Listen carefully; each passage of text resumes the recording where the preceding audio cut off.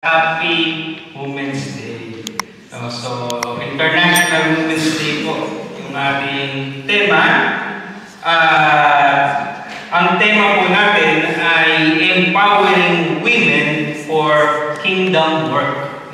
Empowering Women for Kingdom Work. Tingnan po natin yun. Pero ang title po ng ating mensahe ay patungkol kay Priscilla. Kilala si Priscilla? Hindi si Almeida. Hindi si Priscilla Almeida. Priscilla, asawa ni Jo Marie. Lagot tayo may dilis na si Priscilla at si Aquila. So, kung titignan natin, yung binabalikan ko yung mga messages natin about Women's Sunday, na-discuss na natin si Deborah, si Esther. So, yung mga medyo hindi pamilyar. So, pero in-expect ko kilala ko si Priscilla. So, during this is during Paul's time. So, mga kapatid, sa panahon natin ngayon, patatapos lang natin nung nagdaan dun sa ating couples seminar at nakita po natin yung importansya ng teamwork, ng responsibility ng kalalakihan at ng responsibility ng kababaihan. But syempre ngayon, magpo-focus tayo doon sa part ng women's, dahil nga we are celebrating Women's Sunday. At bilang mga mananampalataya, higit lalo, ano po ba ang ibig sabihin na maging isang women of faith? Yung hindi ka lang simpleng kababaihan, kung hindi ikaw ay isang babae na mayroong pananampalataya. So, in our message this afternoon, we will talk about Priscilla. Siya ay isa po sa mga, let's say, mga distinguished person sa New Testament, especially sa panahon po ni Apostol Pablo. Marami kasing sinasabi, minor character lang, pero kung titingnan po natin, sa dami po ng sinulat ni Apostle Paul in the New Testament, nabigyan po ng nabigyan ng emphasis, nabigyan ng importansya ang pangalang Priscilla. Dahil ito po ay may malaking, kumbaga may malaking partisipasyon sa buhay at ministeryo po ni Apostle Paul. So, ang purpose po natin is to determine yung ano yung character at ano yung mga sabihin natin na contribute ni Priscilla. Her wisdom, her leadership, and courage in the ministry. So nakita niyo yung message ng song, talaga to love, to lead, di ba? To fight, di ba? Ang ganda. Ganun yung message, So, buti na lang yun yung nakanta ng mga boys, Yung kanta na yun, Kasi yung first natin. Okay. So, mga kapatid, let's all bow our heads and pray. Aming Diyos, aming Ama, muli po maraming salamat sa pagkakataon ito na ibinigay niyo sa bawat isa sa amin na kami ay makapanambahan, sama-sama pong mapupurihan kayo, Panginoon, at sama-samang makapagtipon-tipon. Salamat po sa presensya ng bawat isa, Panginoon, sa pag-iingat niyo sa isang linggo. At kami, Panginoon, ay nakadako sa lugar ito. Salamat din, Panginoon, sa panibagong kalakasan, sa biyaya ng buhay. At sa amin pong pakikinig ng inyong mensahe, Panginoon, makita namin ang aming kalagayan. Higit lalo, Panginoon, ay maraming salamat po sa buhay ng aming mga kababaihan, Panginoon, na patuloy na nagsisilbing inspirasyon sa bawat isa sa amin. Makita po namin ang gusto niyong ipagawa sa aming mga buhay, ang kaugnayan nito sa aming pang-araw-araw na mga ginagawa. Muli po, Panginoon, sa inyo po ang papuri ang pasasalamat sa pangalan ng inyong anak na si Jesus. Amen. So, buksan niyo po ang inyong mga Biblia sa Acts, Tulad nga po ng ating nabanggit, ito ay sa panahon ni Apostol Pablo. No? Doon po sa Acts 18 verses 1 to 3 and verses 18 to 28. So, babasahin ko naman po ito as we go along. So, who is Priscilla? No. So, dito po sa Acts 18, 1 to 3, ang sabi po dito, a woman of strength and partnership. So, nakita po natin, papakita po natin dito sa mga verses na ito na meron pong lakas at meron pong partnership. So, in verses 1 to 3, pagkatapos umalis si Pablo sa Atenas at nagpunta sa Corinto, nakilala niya noon si Aquila. Yung po yung asawa na si Aquila, isang Hudyong taga-Ponto. Kararating pa lamang nito mula sa Italia. No? So sa Italia po sila galing. Kasama ang kanyang asawang si Priscilla. Umalis sila roon sapagkat pinalayas ni Emperor Claudio ang lahat ng Hudyo sa Roma. Nakipagkita sa kanila si Pablo at dahil sila'y manggagawa ng tolda tulad niya, siya ay nakitira sa kanya at siya ay nagtrabaho kasama nila. So, ano po yung trabaho nila, Apostle Paul? Sila po ay mga tent makers. So, madalas natin marinig yan yung mga pamilya sa atin doon sa tent makers. No, actually, yan po yung ginawa kong capstone project, yung tent makers. No, pag kasi ngayon sa modernong panahon, pag sinabi natin ikaw ay isang tent maker, hindi po nangangahulugan na talagang literal na gumagawa ng tolda. Ibig sabihin po, no, tulad ko, ang category ko is, dito tayo nasa ibang bansa, ako ay isang tent maker. Ibig sabihin no, nagtatrabaho ako, at the same time, ay may ministry. No, yun po yung sa makabagong panahon. Pero nung araw po, yung tent makers, Apostle Pablo, sila po ay literal talagang gumagawa ng tolda. No, yun talaga yung trabaho nila. So, itong si Aquila at si Priscilla, sila ay gumagawa ng tolda. No? At, Pastor, bakit kaya tolda yung in-demand nung araw? Hindi nyo ba naisip yun? Naisip nyo ba yun? Kasi po, mahirap magkaroon ng sariling bahay nung araw. Diba? Nung araw po, karamihan ng mga tao, mga NPA. No permanent address yan. Basta sila, yung may bakanting lote, tatayuan nila ng tent. Kaya po ang usong ano nun, hanap buhay. Kasi syempre, nasisira, di ba? Kailangan papalitan mo, ulanin, arawin, di ba? So yun po yung mga hanap buhay noon.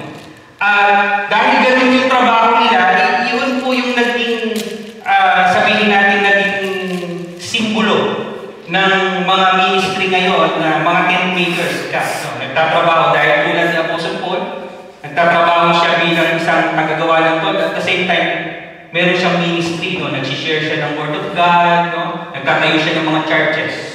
So, doon po nakuha yung idea na yun.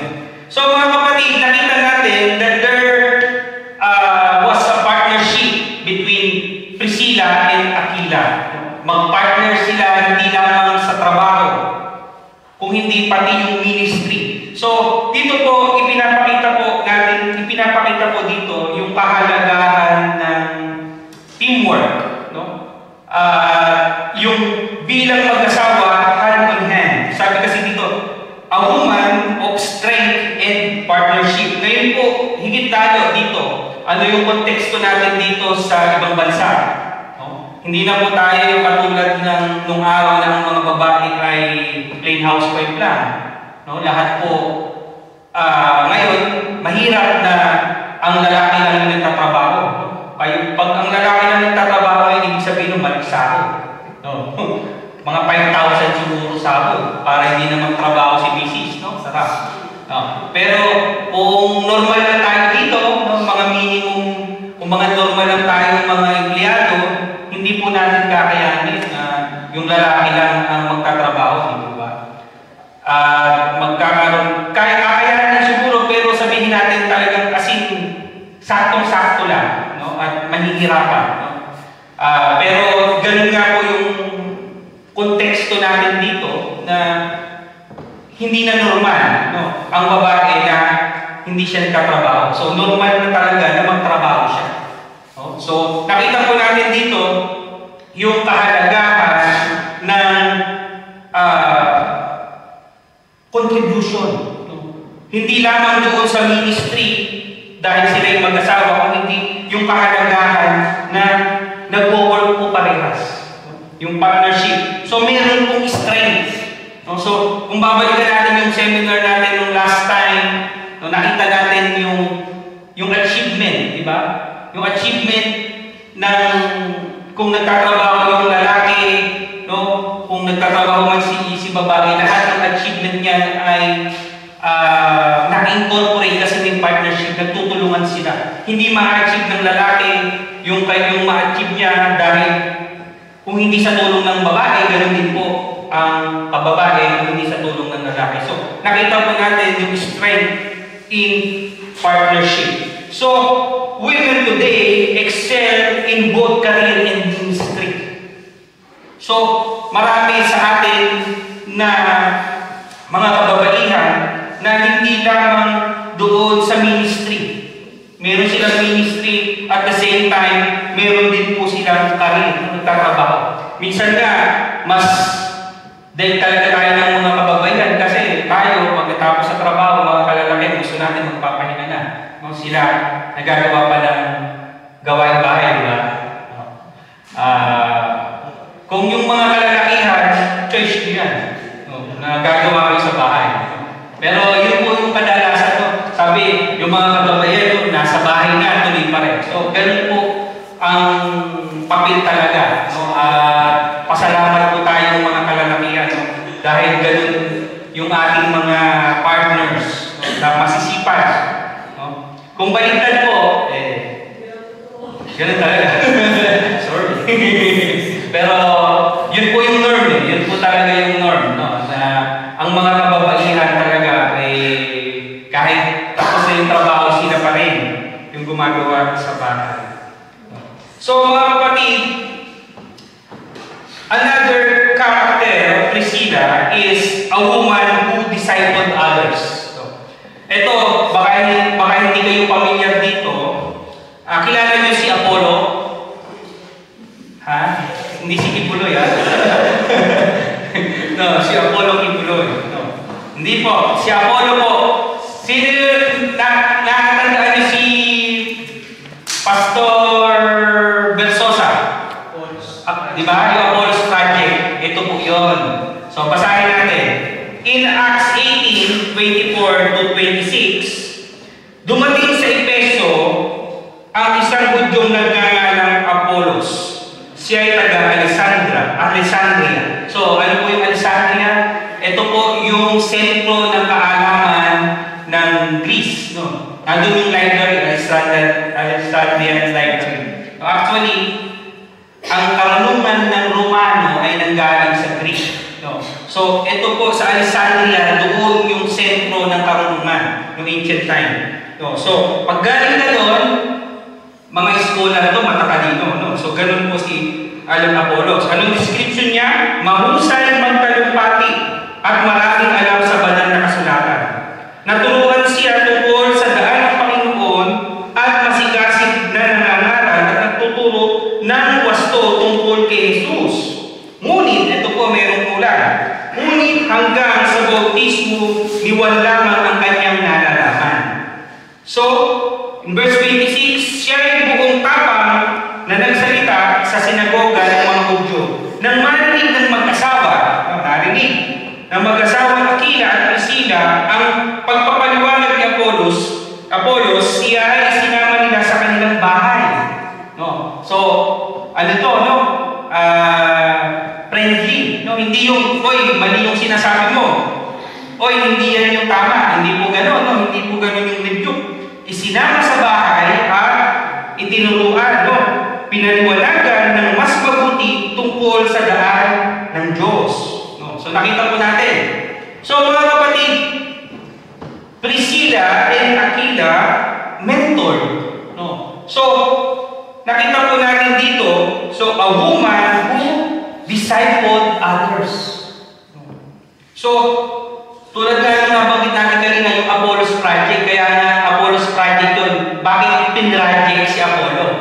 kasi may kulang. No? Bagamat marunong, eloquent. No? Alam niyo ba, in the history ng mga early Christians na ito, si Apollos, kaya nga nagkaroon din ng mga division eh. Kay Apollos kami, kay Pablo kami, narinig niyo na ba yan? No? Kasi nga, si Apollo magaling magsalita. Pero nga, during this time, nung bago-bago pa si Apollo, may kulang. So, ang sabi ng Biblia, the baptism of John lamang. No? Kasi, yung kulang kasi yun eh. No? Alam naman natin na merong baptism of Jesus Christ and it is the baptism of the Holy Spirit. No? Tatandaan niyo, yung baptism kasi nung kay John through water, di ba? John the Baptist. John the baptized through water, but Jesus Christ baptized through the Holy Spirit. No? So, dito kasi, natatapos eh, kahit maraming alam si Apollos, yung baptism of John the Baptist, natatapos po kasi yun dun sa repentance. No, natatapos dun yun sa humingi, i-confess nyo yung sin nyo, no? Ihingi nyo ng tawad, isuko nyo yung kasalanan nyo. But doon sa baptism of Jesus Christ, yung the full essence of the gospel, hindi po doon natatapos. So, kailangan yung baptism of the Holy Spirit to have, to be born again. So, doon po yun. So, doon po yung part na yun. So, nakita po natin dito, mga kapatid, that nagkaroon ng, ng discipleship. No? At yung discipleship na yun, hindi yun in a way na parang, oy, ikaw, may kulang ka pa. Sumuturuan kita. No, hindi po ganun. No? Maganda po na makita natin dito na mayroong parang, dinaan sa diplomasya, dinaan sa tamang paraan, na para hindi din mapaya. Kasi, maaaring doon sa area na yun, kilala din yung mag-asawa, di ba? Na nangangaral din. Pero hindi po nila ginawa yung open review na, oy, may kulang dyan sa tinuturo mo eh. Hindi po ganon. Ang ginawa nila, isinama nila sa bahay at nagkaroon ng discipleship. So, mga kapatid, ang magandang makita natin dito, a woman are called to lead, disciple, and teach. We must invest in our next generation. Kaya yung mga kababaihan, marapat lamang po na nagtuturo tayo. Kaya mayroon pong, alam niyo ba, ito, siguro, we're talking about Women's Sunday, no? May mga sekta, no? May mga kongregasyon na hindi po pinagtuturo ang mga kababaihan. No? Alam niyo ba yan? No? Na hindi pwedeng maging pastor ang isang babae. No? Meron po ganyang mga sekta. Hindi pwedeng maging Bible study teacher ang mga babae. Alam niyo ba kung saan hinuhugot yun? No? Kasi kung titingnan po natin ang pag-aaral ng Biblia, meron po mga instances na sinabi ni Apostle Paul na yung mga kababaihan ay hindi dapat magtuturo. No? Pero ang konteksto po kasi dapat makita natin sa kabuuan ng yung bagsang titingnan natin lahat ng anggulo. Baka may sitwasyon na hindi, kaya sinabi yun kasi hindi nararapat o mayroong mga traditional context, no, na base doon sa pagiging Hudyo nila. Pero kung titingnan po natin mga kapatid, the only condition, no, na dapat meron, as long as yung babae ay pwedeng mag-lead at pwedeng magturo, ay makikita rin natin po dito sa kwento ni Aquila and Priscilla. At ano po yun mga kapatid? Meron po kasing partnership. For me, hindi po pwedeng magturo ang babae kung hindi po siya isang mabuting patutuo doon sa kanyang partner na asawang lalaki. Nag-gets nyo? As long as meron pong partnership, as long as nung merong mabuting ugnayan o may mabuting relasyon ang asawang babae at ang asawang lalaki, pwede pong magturo ang kababaihan. Amen? Kasi, ang condition kasi, hindi po pwedeng magturo ang mga kababaihan doon sa kalalakihan. Kasi, sino ba yung ulo ng tahanan? Diba? Ang mga kalalakihan. Diba? Pero mga kapatid, ang konteksto po kasi, as long as nagagawa, no? Nung kababaihan, yung kanyang responsibilidad, as long as merong pagkakaunawaan at mabuting relasyon, wala pong problema. Naalala ko yung bata ko way back, nandun ako sa Bulacan Central. Mga matagal na to. Siguro mga 85, bata pa ako nun. Yung isang, may nagtutulong babae, no? At yung lalaki nakikinig. Tutulong sila sa Sunday school. Ganun naman kasi, no? Ganun kasi ang setup sa atin. Di, habang nagtuturo yung babae, ining yung lalaki. Kung nagagawa lang sana niya sa bahay. Ganun siya. No?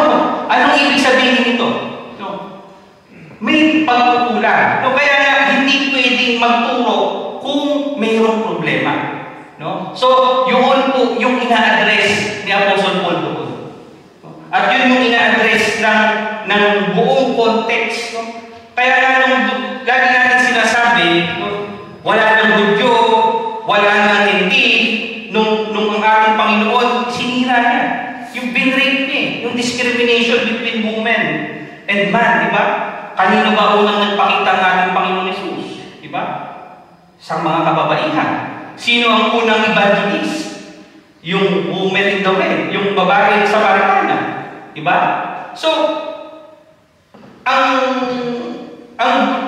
tradition ay binrape po at binigyan ng importansya ang mga kababaihan. So, ito po yung tandaan po natin. No? In discipling and teaching, kailangan po worthy. No? Kasi, meron po kasing burden, no, na nakaata sa mga kababaihan na hindi kayo dapat magturo, no? Kasi pag kayo nagturo, you are leading, no? Pero wala pong problema yon as long as we do the talk. No? Alam niyo yun? Yung hindi lamang natin, hindi lang yung sinasabi yung nasasabi natin, tapos hindi naman natin nagagawa. So, yun po yung criteria. But in the story, tulad po nung sinabi natin, in the story of Aquila and Priscilla, nakita po natin yung partnership. At maaaring nung naglilid man itong si Priscilla, nakikita ni Aquila na, oh, tama yan, sundin yung asawa ko, magaling yan. Alam niyo yung napapatunayan doon sa pangyayari na credible talaga. Credible talaga itong si Priscilla. So, another, Priscilla, a woman who advanced the gospel. No? So, ang sabi doon sa Romans 16, 3-5, kasi dito tayo dadako naman kung ano ba yung naging partisipasyon sa buhay nitong si Apostle Paul. No? Alam niyo ba si Apostle Paul ay napuputan ng ulo? Saan napuputan ng ulo si Apostle Paul? Ha? Sa leeg? Sa Rome. No, sa Rome siya pinubutan ng ulo. No? Sa kanya pong, hindi po ito biglang nangyari. No? May maraming taon din po ang lumipas at yung ministry ng Apostle Paul. At dito po makikita natin yung partisipasyon. Ano ba itong partisipasyon nitong si Aquila and Priscilla? So sabi dito sa Romans 16, 3-5, ikamusta ninyo ako kina Priscilla? No? Ito yung panahon na nakakulong na si Paul dito. Sabi niya, ikamusta ninyo ako kina Priscilla at Aquila na mga kamanggagawa kay Kristo. Itinaya nila ang kanilang sarili sa panganib upang iligtas ang aking buhay. At hindi lamang ako ang nagpapasalamat sa kanila, pati na rin ang lahat ng iglesia ng mga Hintil. No? So, brothers and sisters, sabi ko dito, yung account na ito ay sinasabi po ng mga theologians na paano, no? Ang tanong, paano iniligtas yung buhay? Wala pong direct na isinabi ang Biblia. No? But through doon sa pag-aaral po ng mga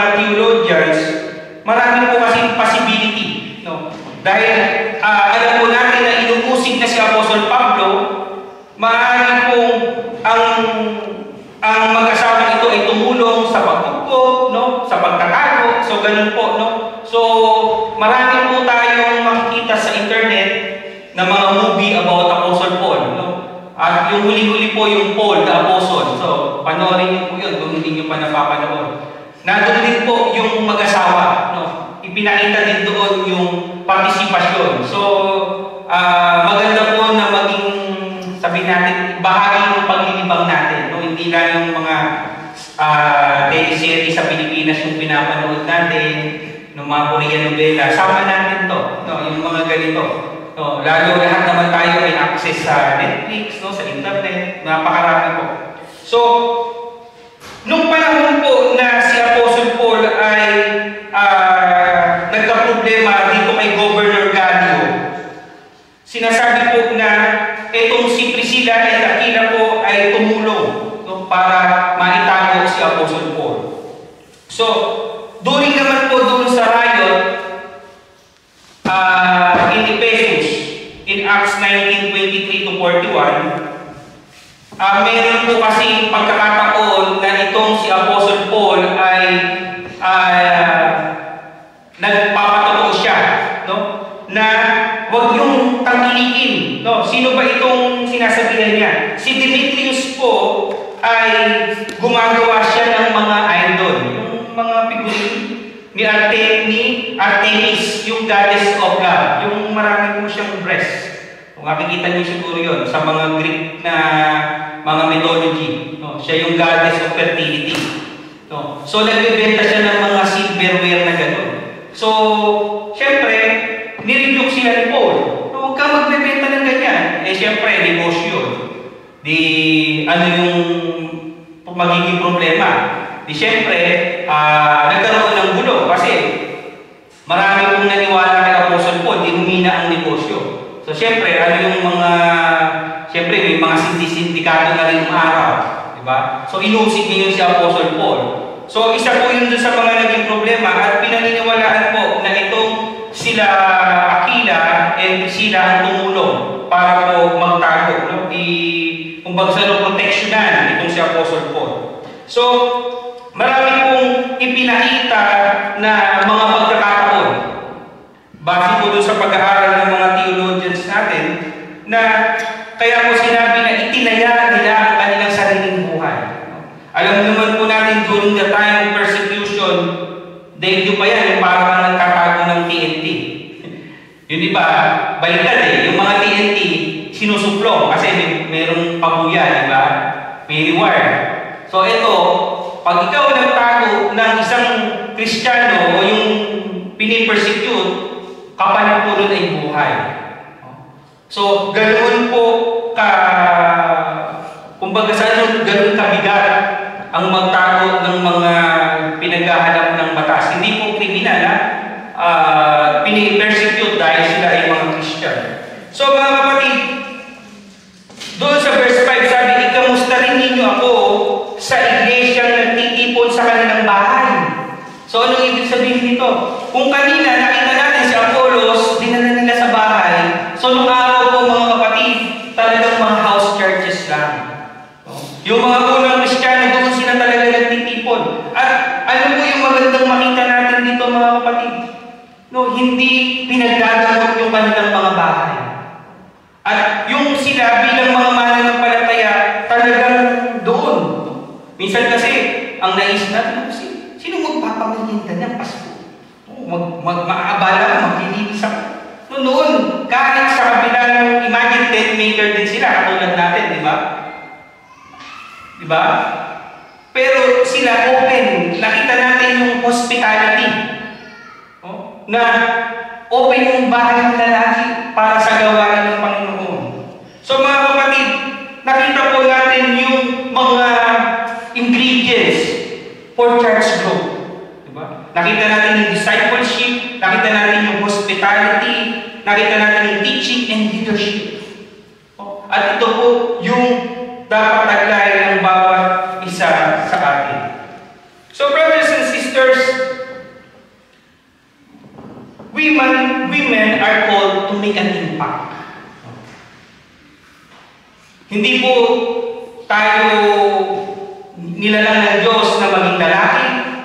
Hindi po tayo ginawa ng Diyos na maging babae nang wala po yan.